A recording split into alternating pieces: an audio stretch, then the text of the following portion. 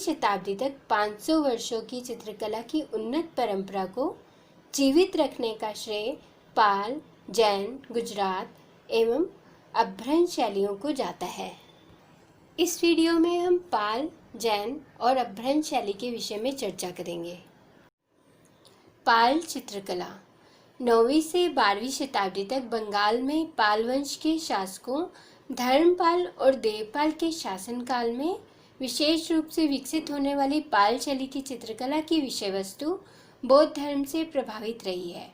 प्रारंभ में ताड़पत्र और बाद में कागज पर बनाए जाने वाले चित्रों में वज्रयान बौद्ध धर्म के दृश्य चित्रित हैं।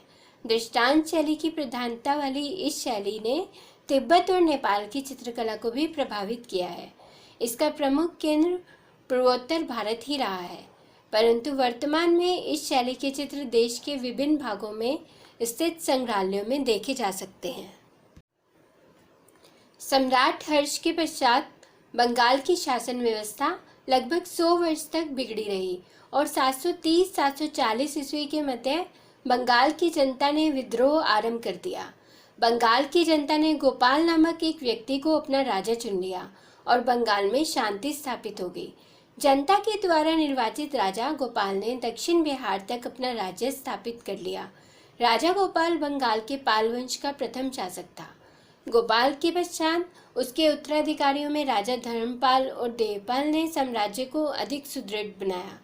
यह राजा बौद्ध धर्म के अनुयायी थे, परंतु 11वीं शताब्दी में राजा विजयसेन ने पश्चिम बंगाल और मिथिला में 2 स्वतंत्र राज्य स्थापित कर लिए और पाल वंश की शक्ति को कम कर दिया। सेन वंशीय राजाओं ने उत्तरी भारत पर भी अपना प्रभुत्व जमा लिया। पाल वंश का अंतिम शक्तिशाली राजा रामपाल हुआ, जिसका राज्यकाल 1084 ईस्वी से 1130 ईस्वी के मध्य में माना जाता है।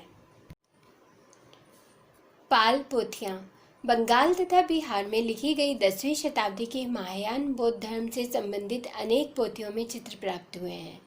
इन पोथियों की अनेक प्रतियां नेपाल, बंगाल तथा बिहार के अंतर्गत नालंदा, विक्रमशिला तथा भागलपुर में प्राप्त हुई हैं। ये पोथियां उत्तम प्रकार के तालपत्रों को छाया में सुखाकर बनाए गए पत्रों पर तैयार की गई हैं। इन तालपत्रों की लंबाई 22.25 इंच तथा चौड़ाई 2.25 इंच है। इन तालपत्रों से बने पृष्ठों पर देवनागरी लिपि में ये पोथियां लिखी गई हैं। कुछ पोथियां काली पृष्ठभूमि पर सफ़ेद रंग से भी लिखी गई हैं। इन पृष्ठों के बीच बीच में आयताकार या वर्गाकार स्थान रिक्त छोड़ दिए जाते थे, जिसमें महायान देवी देवताओं के चित्र बनाए जाते थे। पाल शैली की सचित्र पोथियां इस प्रकार की सचित्र पाल पोथियों में प्रज्ञा पारमित, साधनमाला, पंचशिखा, गंधव्यूह तथा करणदेव गुहा महायान बौद्ध पोथियां प्राप्त हैं। इस प्रकार की सचित्र पाल पोथियां 2 दर्जन से भी कम प्राप्त हैं। तिब्बत के इतिहासकार लामा तारानाथ ने धीमान तथा वित्तपाल को पाल शैली या पाल चित्रकला का संस्थापक माना है। ये पोथियां विशेष रूप से बंगाल में लिखी गई। शीघ्र ही नेपाल तथा बिहार भी इस शैली के केंद्र बन गए, परंतु नेपाल के चित्रों की मुखाकृतियों में अत्यधिक मंगोल प्रभाव आ गया है। यह नेपाल का अपना स्थानीय प्रभाव है। पाल शैली के चित्रों की विशेषताएं। इस शैली के अधिकांश चित्र पोथियों में ही प्राप्त होते हैं और इनका आकार प्राय लघु है। इन पुस्तक चित्रों के अतिरिक्त इस शैली के नेपाल तथा बंगाल में चित्रित परवर्ती काल के पटचित्र भी प्राप्त हुए हैं, जिनमें अजंता के भित्ति चित्रण की यथोचित विशेषताएं समाविष्ट हो गई हैं। इस शैली में अजंता शैली का पुष्ट रूप नहीं है। पोथियों के पृष्ठों के बीच बीच में जो चित्र बनाए गए हैं उनमें लाल, सिंदूर, हिंगुल तथा महावर, नीला, लाजवर्दी या नीला, सफ़ेद, खड़िया या सागर, काला, काजल तथा मूल रंगों के मिश्रण से बनाए गए गुलाबी, बैंगनी तथा फाक्तई आदि रंगों का प्रयोग किया गया है। भारत की चित्रकला धर्म प्रधान रही है, अतः इस शैली में केवल धर्म से संबंधित बुद्ध के चित्र मिलते हैं। आकृतियों की लिखाई में सवा चश्म चेहरों की अधिकता है और चेहरे प्राय एक ही प्रकार के बनाए गए हैं। मानवाकृतियों की नाक लंबी है और आंखें बड़ी बड़ी तथा पास पास बनाई गई हैं। आकृतियों के हाथों तथा पैरों की मुद्राओं में अकड़ जकड़ है और लिखाई में निर्बलता है। संभवतः यह शैली ही नाग शैली है जिसका तारानाथ ने उल्लेख किया है।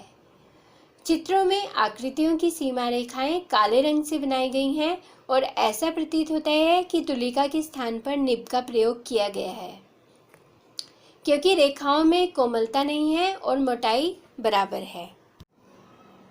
जैन चित्रकला 7वीं से 12वीं शताब्दी तक संपूर्ण भारत को प्रभावित करने वाली शैलियों में जैन शैली का प्रमुख स्थान रहा है। जैन शैली में सर्वप्रथम ताड़पत्र का प्रयोग किया गया।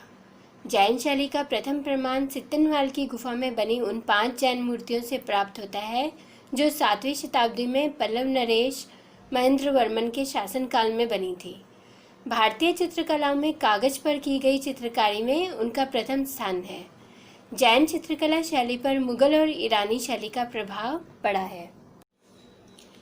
जैन चित्रकला शैली में जैन तीर्थंकरों पार्श्वनाथ, नेमिनाथ, ऋषभनाथ, महावीर स्वामी आदि के चित्र सर्वाधिक प्राचीन हैं। जैन धर्म की अनेक पोथियां 1100 से 1500 के मध्य लिखी गई थी। ताड़पत्र पर अंकित कल्पसूत्र, कालिकाचार्य कथा के आधार पर निर्मित पार्श्वनाथ, नेमिनाथ और ऋषभनाथ, इसके अलावा अन्य 20 तीर्थंकर महात्माओं के चित्र जैन शैली के प्राचीन उदाहरण हैं। डॉक्टर आनंद कुमार स्वामी इसके बारे में जानकारी देने वाले पहले विद्वान थे। इन्होंने 1924 में बर्लिन म्यूजियम में कल्पसूत्र की एक सचित्र प्रति का परिचय करवाया था। जैन शैली के चित्रों की विशेषताएं। जैन शैली में वस्त्राभूषणों में धोती बहुत सुंदर बनाई जाती थी। साधुओं के वस्त्र मोती के समान सफ़ेद या सोने के रंग के दिखाए जाते थे। आभूषणों में माला तथा मुकुट प्रमुख होते थे। चित्रों में चेहरे 1 चश्म, 1.5 चश्म, 1.25 चश्म बनाए जाने लगे। लंबी नुकीली नासिका, गोल ठुड्डी, वक्षस्थल बड़े बनाए जाने लगे। जैन चित्रकारों ने भारतीय परंपरा के अनुसार नारी को एक आदर्श रूप में प्रस्तुत किया है। इस युग के जैन कलाकारों और विद्वान मुनियों ने भी स्वर्ण में स्याही से मूल्यवान चित्रों और पोथियों का निर्माण किया था। अपभ्रंश शैली। गुजरात में जैन तथा अजैन दोनों प्रकार के चित्र प्राप्त हुए थे। गीत गोविंद, दुर्गा सप्तशती जैसे ग्रंथ प्राप्त हुए। इसी प्रकार के चित्र अन्य प्रदेशों में भी मिले। इसी कारण इस शैली के नामकरण में हमेशा मतभेद रहा। अपभ्रंश शैली को शुरुआत में जैन शैली का नाम दिया गया, परंतु ऐसे ही चित्र मालवा, गुजरात, राजस्थान में दूसरे संप्रदायों के ग्रंथों में भी मिले। इसलिए इस शैली को गुजरात या पश्चिम भारतीय शैली भी कहा गया। आनंद कुमार स्वामी ने इस शैली को पश्चिम भारतीय शैली कहा और रायकृष्ण दास ने इस शैली को अपभ्रंश शैली का नाम दिया, क्योंकि इस शैली में साहित्य, कला, संस्कृति आदि का पतन हुआ था। इसलिए रायकृष्ण दास ने इस शैली को अपभ्रंश शैली का नाम दिया। इस शैली में 3 प्रकार के चित्रों का निर्माण हुआ। ताड़पत्र के चित्र जो पोथियों में है, कपड़े पर चित्र तथा कागज पर चित्र बने हैं। इस शैली की खोज सर्वप्रथम जैन ग्रंथों में हुई है। जैन धर्म का सबसे प्राचीन ग्रंथ कल्पसूत्र है। अपभ्रंश शैली में जैन धर्म से संबंधित चित्र बने हैं। अपभ्रंश शैली का अंतिम ग्रंथ सुपाशनाचार्यम है। गुजरात शैली में भी चोर पंचाशिका ग्रंथ की रचना हुई, जिसने विलहन कवि और उनकी प्रेयसी चंपावती के चित्र बने हैं। अपभ्रंश शैली के चित्रों की विशेषताएं। अपभ्रंश शैली के चित्रों में मानव आकृतियों के चेहरे 1.25 चश्म हैं और एक ही ढंग से बने हैं। इनकी नाक अनुपात में अधिक लंबी, नुकीली और पतले गाल की सीमा रेखा से आगे निकली बनाई गई है। परवल की तरह आंखें कान तक खिंची हुई, आंखें भी कुछ नुकीली, पास पास एवं बड़ी बड़ी और पुतली बहुत छोटी बनाने के लिए इन 2 वक्रों के मध्य एक बिंदी सी लगा दी गई है। आंखें चेहरे की सीमा रेखा से बाहर निकले बनाई गई हैं। अपभ्रंश शैली के चित्रों में अधिकांश चमकदार उष्ण रंगों का प्रयोग किया गया है। लाल, नीला, श्वेत, फाक्ताई और पीला रंग प्रमुखता से लगाया गया है। पृष्ठभूमि में बहुधा लाल रंग को सपाट रूप में भरा गया है।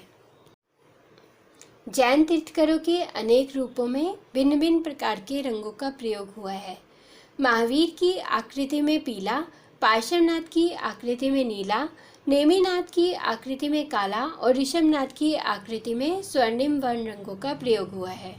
रेखाएं वर्तुलाकार के स्थान पर कोणात्मक प्रभाव उत्पन्न करती हैं। सीमा रेखाएं काली स्याही से बनाई गई हैं जिसमें लोच का अभाव है। प्रत्येक स्थान पर रेखाएं एक सी मोटाई लिए हुए हैं। अपभ्रंश शैली के चित्र स्वर्ण रंग के प्रयोग के कारण सुंदर दिखाई देते हैं। रंग योजना भी कहीं कहीं आकर्षक है। मुद्रा में जकड़न होते हुए भी गति प्रदर्शित है।